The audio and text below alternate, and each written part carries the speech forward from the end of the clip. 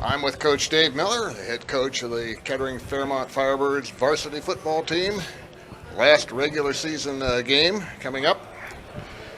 You've been saying all season that the G-Walk is extremely tough. Last week it was an overtime loss on the road to Centerville, 28-21. The defense played well again, especially Cameron Payne. The sophomore led your team in tackles. Can you tell us a little bit more about him? Well, if a corner's making tackles, that means either one of two things. Either they're throwing the ball quite a bit or they're running the ball quite a bit, and the corner shouldn't be making tackles. So we did not have our best game on defense. That was not, that's a good offense we face, so I'm not taking anything away from them. But, they know it. We did not, that was not our best night. The first drive was, I think it was a good drive. For us, it took them 18 plays. They had a couple fourth downs they went for. Got them, and that's credit to them. After that, we have to play better for sure. That was something we stressed and talked about. But Cameron's come a long way. I mean, really, when you look back at the off season, he really wasn't there much. If he has a solid off season this year, after this season, he could be really good. So we're hoping that he does that. But he's done a great job. Really, since he came into the summer. Took off. We ended up getting into the starting lineup pretty early, and he's just gotten better each week. So, that's a definite bright spot. Okay, this may be a repeat of a little bit of what you said, but your thoughts on how the rest of your defense played besides Cameron? Well, not as good as we have. And part of that's what they do. They're good. They had a good scheme against us, and we weren't executing the way we have been.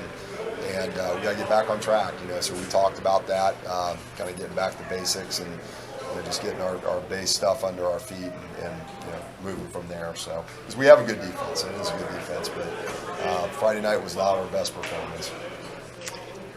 Mark Hillen had his best game of the season on the ground, including the 55-yard touchdown run to open the scoring in the first quarter. Can you talk about his game? Yeah, Malik, really, I think it's his best game so far, which we'd really like to see a 3-year starter, number one, but also a senior really start to take off, at this time of year.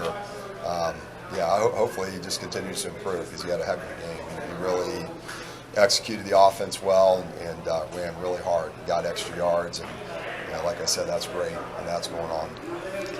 How did you feel the rest of the offense played against the Elks? I thought great. Our offensive line controlled line of scrimmage. We had 3 drives in a row where we went down and scored and looked kind of like we were unstoppable there a little bit. But, we get the ball at midfield. They try an onside kick, and we recover it, which is great. Owen Olsen did a nice job going up and getting that. And we go 3 and out. So that's the kind of stuff right there. That did not have to go into overtime. We have it at the 50 with a good field goal kicker. We go down to get a couple first downs and then choose when we want to kick the field goal if we have to. That's the way it's supposed to be. But we're just it's a sign of, I think, immaturity a little bit. My play calls too. I'm not going to throw it all on them for sure because there were a few things we could have done differently there. But we got to get better. It's like we played up until 5 minutes to go in the game. That was a great game, and for us, and then the wheels kind of came off the cart a little bit, so we got to improve. Any new injuries this week, or is everyone fairly healthy as the regular season comes to an end? No, it's this time of year you're pretty banged up, so we've got guys that are. Hutch didn't play Friday, so a few more guys banged up, but I think we'll be okay. They're not. It's nothing. Season ending or anything like that, so that's the good news. Our guys are battling through it, and they'll continue to do that. You have Beavercreek this week, and of course you're a heavy favorite. What are you looking to see out of your team this week? Well, number one, like you said about the G-Walk, that's an 0-9 football team that doesn't play like an 0-9 football team. They play really hard. That's the first thing you watch on film. Their kids play hard. So Coach Black, to his credit, he's got them playing at a time when a lot of guys would have tanked it and quit. Kind of maybe not physically leaving, but you can see it.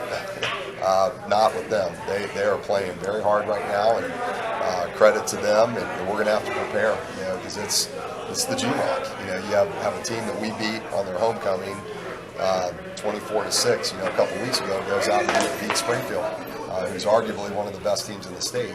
So anybody can beat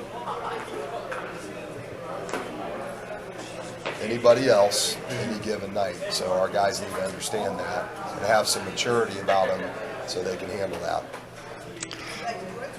Quentin Youngblood is their leading rusher and receiver. What can you tell us about him and the type of offense Beavercreek, I should say, is going to run? Well, they're spread. They do a lot of things. And the running back's good. And the quarterback's not bad too.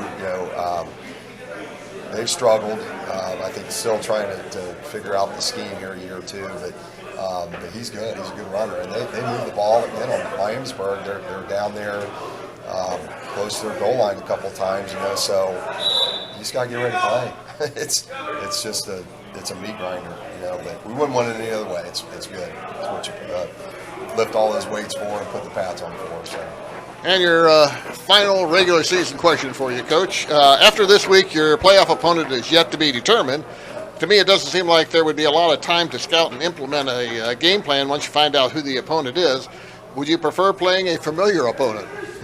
Don't care. I'm glad we're able to be in there, and we know we're going to the playoffs, and that's a good thing this year. But it doesn't really matter. You have to be very simple and good at what you do, no matter who you face. So we got to get better at what we do.